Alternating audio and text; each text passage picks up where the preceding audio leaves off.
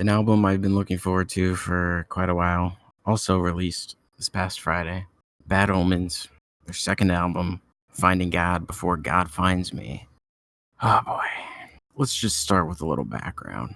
So Bad Omens is an American metalcore band from Richmond, Virginia, formed in 2015 by frontman Noah Sebastian. Just remember that. Noah is the vocalist. And I'm going to say his name a few times, so just remember that. Guitarist Nicholas Ruffalo. Other guitarist Joachim Jolly Carlson. Shout out to the Swede. And drummer Nick Folio. Debut album came out in 2016 via Sumerian Records. This album definitely kind of has some religious themes going on, if you couldn't tell by the title. And he also talks about God, devil, pearly gates, the man above, being hung on a cross. So there's definitely some religious stuff going on. I'm not going to talk about every single song. I'm just going to talk about a few that stood out to me the most. I will be talking about the first song and the last song because I feel like the way you start and end an album is pretty important. So with that said, I will start with the first song, which is called Kingdom of Cards. And it starts off kind of slow. It's just Noah singing with some acoustic guitar behind him. Then some other stringed instruments come in, and then the drums. Just big, beefy sounding drums. Electric guitar comes in, and then it goes right into the first verse. And I like the way Noah sounds on this verse. Then at the end of the verse, all the instruments kind of drop out again. But you hear drums like faintly in the background, and then there's humming. Then everything comes back in again for the second verse. Instruments drop out again. This time it's the drums, Noah singing, also some whistling and piano. Then that just drops out again. And it's just Noah and the acoustic guitar again, just like the very beginning, which then leads right into a chorus, which is a choir singing it. Then when that part ends, Noah comes back in and does his part. And then when his part's over, the chorus comes back again with the choir. And that ends the song. And just like the back and forth they had between the choir and him was really cool. And just the different song structure on this, I appreciate that. It wasn't the typical song structure. The song fades out with whistling, but the way the song ends with the choir is interesting because it made a connection with another song I'm going to talk about, which made this a really good opening track for the album. At first, I didn't think it was that great of an opener. I thought maybe other songs could have filled it, but since I made this connection, I think this is the perfect way to open the album. But yeah, just the way the song's kind of like a roller coaster. Like it's kind of calm, and then it builds up, and then it goes calm again, and it's a good song. The next song that I will talk about is Careful What You Wish For, which was the first single ever released for this album. And I want to talk about the importance of singing and screaming. This is where I feel like Noah and I share the same, I guess, philosophy that you should scream and sing certain lines that you feel should be sung or screamed. Like I felt like he sat back and looked at the lyrics and was like, I'm going to sing these lines, but I'm definitely going to scream these ones. Because a lot of times, especially in this genre, everyone will just scream the verse and sing the chorus, which works, and I like that. But I think if you really sit there and think about what you want to sing and scream, it just adds more to the song. And I feel like Noah did this for this song in particular. Yeah, so by doing that, I just feel like it gives the song more emotion.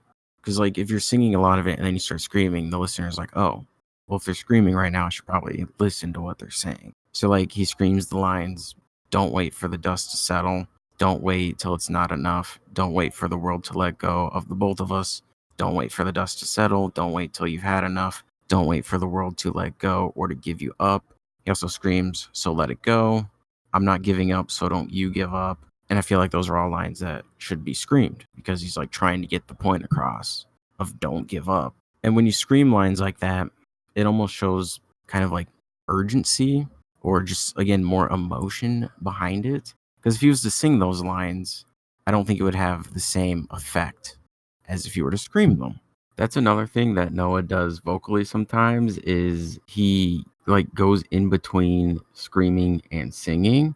I don't know what you'd call that, like harsh singing or something. I like that though. And he does that on this song and some others as well. But that's just another thing he has in his arsenal. And it's like some bands talk about having emotional songs, like Finding Hope, but then they just scream the whole thing. And it's like, what am I supposed to get out of that? And I feel like with songs like that, you should sing those parts because then it would be more relatable to the people listening than if you just scream the whole thing. But don't you know, if you sing, you're not heavy. If you're not heavy, you're sold out. Sold out, you're not good. You're not. Stop making music. Yup. Yeah, everyone's a sellout. Yeah, dude. If you just scream the whole thing, I just don't feel like there's much emotion behind it. Unless it's an angry song, then that would obviously make sense. But yeah, I think Noah did a good job with that on this song in particular. Not all their songs are like this, and I hope that they do more like this in the future. Because again, I think it adds a lot to be really like conscious about what you're doing vocally. But that's just my opinion.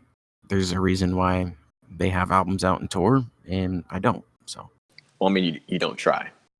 that's also true.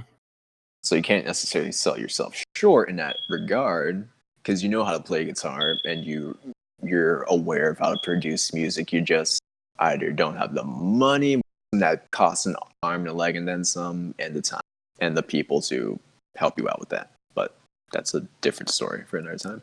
The next song I'm going to talk about is called Dethrone, and you cannot talk about this album without talking about this song because it is the heaviest song on the album. It's the lowest I've heard Noah go vocally, and if he wants to do more of that, you are more than welcome to do so. It's definitely the angry song. He screams the whole thing except for the pre-choruses, but again, I don't believe in pre-choruses. I like the guitars in this song. I know I'm not talking about like the other members very much, but that's because I focus a lot on the vocals when I listen to music. The other guys did a good job. I honestly have no complaints about this musically. Hats off to them, but again, I just focus on the vocals the most. Like, you could be the greatest musicians in the world, but if your vocalist sucks, I won't listen to you. Lyrically in the song, he talks about having a message for the man above, going to the pearly gates, and then spitting in that person's face, which I would assume is God. The thing about the lyrics of the song is that they're kind of up for interpretation. A lot of lyrics are in the music we listen to, so I feel like the song could be either from the perspective of the devil, like the devil's come to dethrone God, or it could be that someone is mad that something bad happened and God did not intervene to prevent it, so that they're mad at God and then they go after him. I don't know. Those are just the two ways I interpreted the lyrics. But yeah, again, heavier song. More of those are always appreciated. The next song I want to talk about is called Burning Out. That was the third single released. The chorus, which is my favorite chorus on the whole album. I really like the lyrics that are said. He says, I was lost, but now I'm found under the lights and in the sounds. So let us sing and sing it loud that we're not perfect, but we're proud of who we are.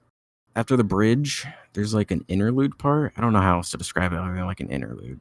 But usually when you hear like a bridge or an interlude, they're new lyrics and you don't hear them again for the rest of the song. But you do hear this part again after the final chorus. They bring it back to end the song. So I thought that was a cool decision that they made on that part. And then the last song I'm going to talk about is the final song on the album, If I'm There. It's kind of a ballady type song. I really like how this song ends because like the first song, this song ends with a choir that is singing the chorus. So that is the connection. The first song ends with a choir and the last song ends with a choir. Since there's kind of like this religious thing going on, it almost sounds like you're in a church, like a church choir. So I really like that as well. There are 10 tracks. I only talked about 5 of them. There's a lot going on musically, like I said, but I focused more on the vocals. But again, I have no complaints about the actual like guitars, drums, or bass or anything. I really like their first album. It was my album of the year back in 2016. And I have to say that this new album is on par with the first one. I like it just as much, which is great. You can definitely tell how much they've grown as a band since then. And I will be giving this album a 9 out of 10. A 9 out of 10. That's solid. It's just cool because I discovered this band like a day after their first single was ever released, Glass Houses, back in December of 2015. And I listened to it once and became hooked. To be able to like follow this band basically from the beginning and just kind of see how they grow and just see their fan base grow as well, it's just cool. And I wish them nothing but the best, honestly.